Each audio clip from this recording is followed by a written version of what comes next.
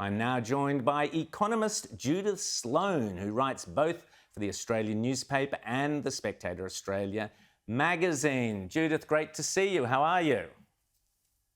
I'm very well, Rowan. I actually don't regard myself as a skeptic, more an intellectual.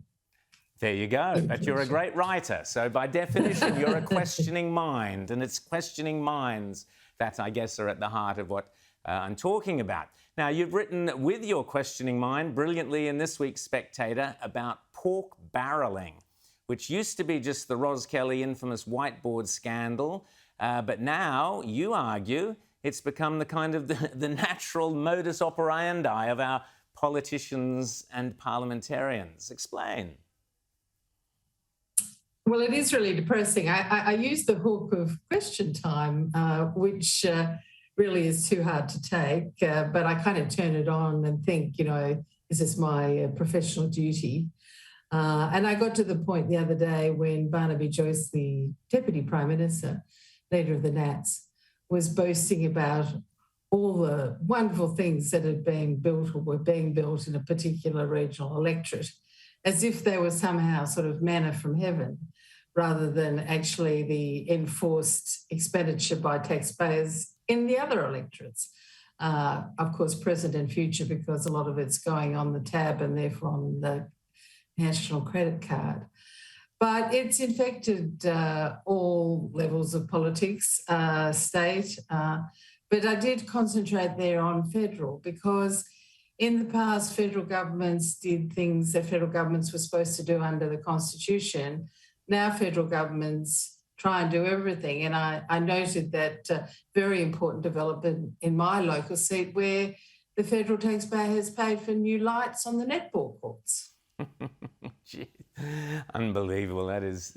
Now, you make the very valid and obvious point, but it seems to escape most of our politicians, that if everyone is busy pork barrelling, where's the money coming from?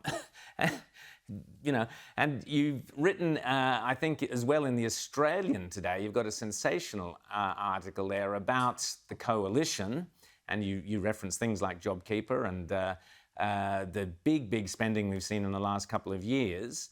And you argue whether indeed the coalition can still claim the mantle that they claimed so successfully under the Howard years and Abbott years of being the better financial managers. So talk us through your concerns and why you think they might have let that mantle slip.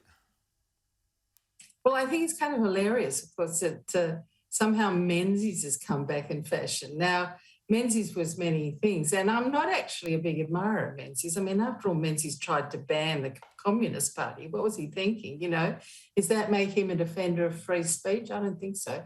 And he oversaw a highly regulated economy.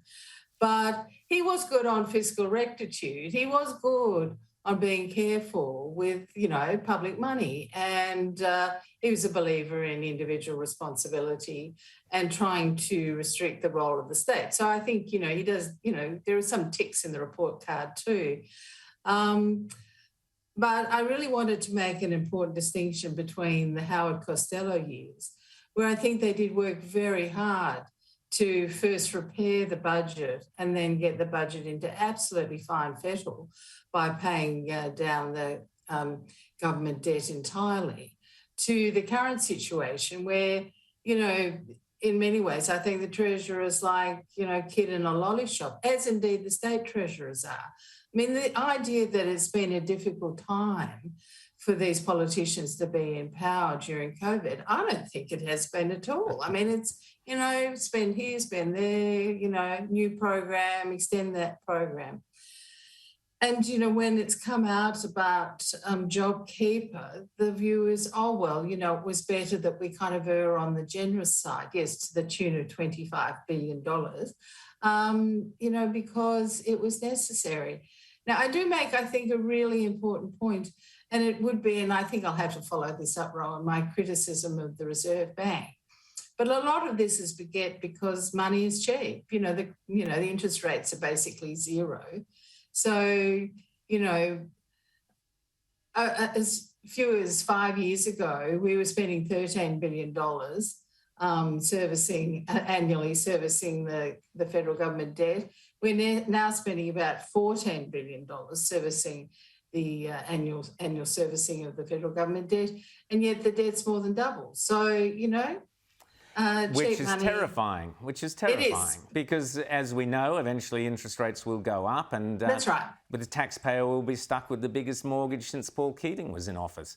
Well, I think I think I had a good line. I think cheap money begets cheap politics, and that begets pork barreling. Absolutely.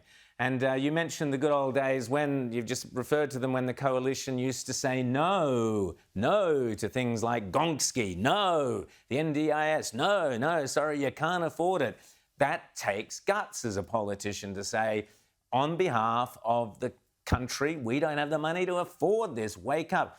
When's the last time we've heard a single politician even question any expenditure? It's always, oh, yes, yes, of course, we'll do that. It's our priority, etc.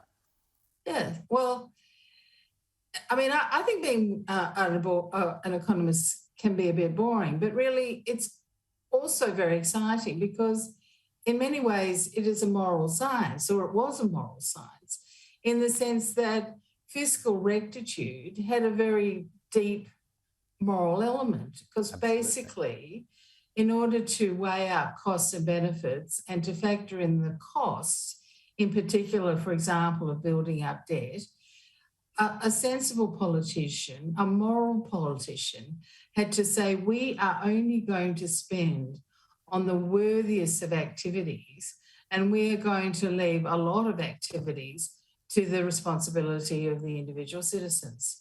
And I just think that probably now sounds incredibly quaint and old-fashioned.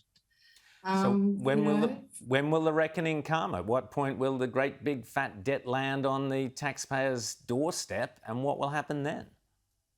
Well, that's why I think also my discussion earlier, I think was a week before last, when I wrote about inflation, that is very important, because what will inflation do?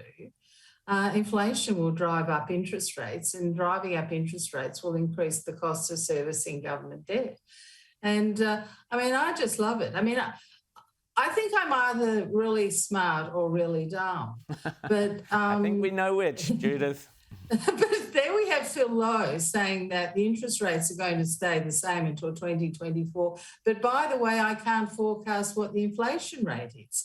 Now, you can't say those two sentences in the one paragraph and make any sense.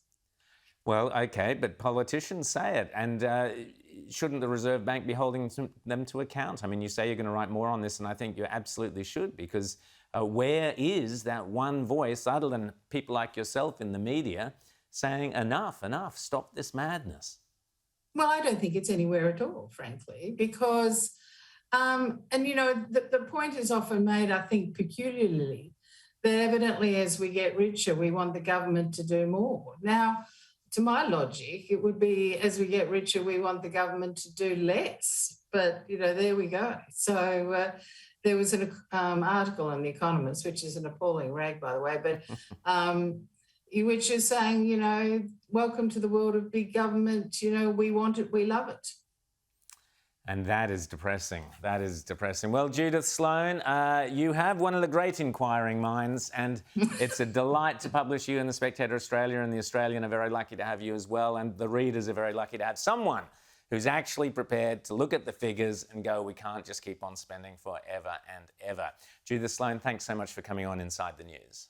It's a pleasure, Rowan.